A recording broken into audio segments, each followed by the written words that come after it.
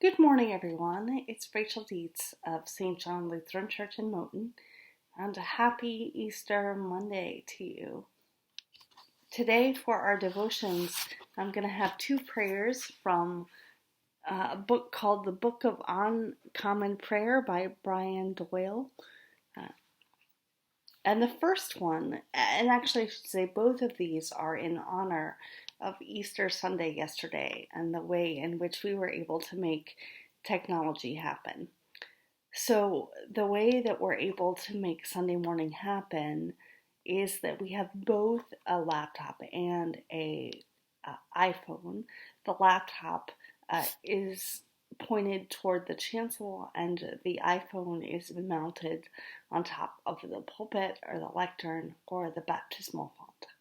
So the first is a prayer of bemused appreciation for handheld mobile devices, which seemed like utensils of the devil when we first apprehended them in the greedy paws of our children and other young delinquents. But it turns out they are useful and entertaining little machines by which you can keep track of your children and their misdemeanors, and debate your lovely bride about who ought to get coffee and milk on the way home, and make your friends laugh with brief, rude haikus, and receive sudden, stunning photographs from friends and family, and catch sweet little moments that heretofore would have been inarguably harder to catch. Yes, they are addictive for some people, and yes, they shatter and dissolve attention spans among their younger users. And yes, some people I could name need to learn that not every stray thought they have ought to be promulgated. And yes, tweeting is silly and self-absorbed most of the time, but still, they are creative inventions, and they do make life a little safer when the old battalion tank of a car breaks down and you need roadside assistance.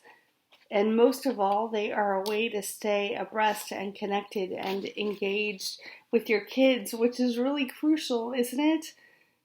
So, designer, thank you, I guess. And so, amen.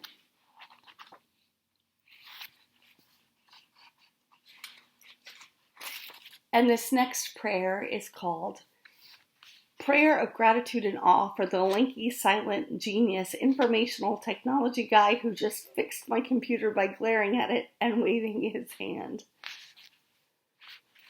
And the prayer goes like this. Prayer of gratitude and awe for the lanky, silent, genius, informational technology guy who just fixed my computer by glaring at it and waving his hand, and then nodded politely at me and vanished.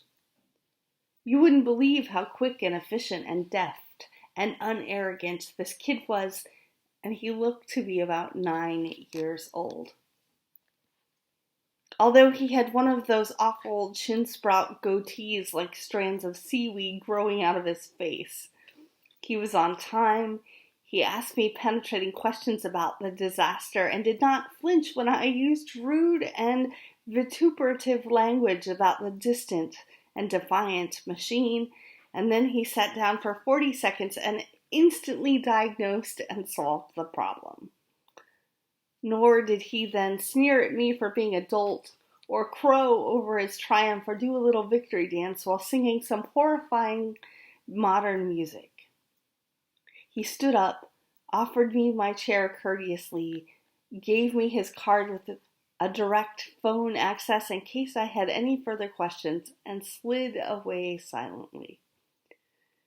We never say thanks enough for people who can do well the things that we cannot imagine doing poorly. But this moment, for a moment, you and me together, standing closely but not holding hands or any of that sort of thing, should do so. And so, amen. Today I give thanks for all of you who do well enough that which I cannot even imagine doing poorly. A wonderful Monday to you. Peace be with you, and I will see you tomorrow.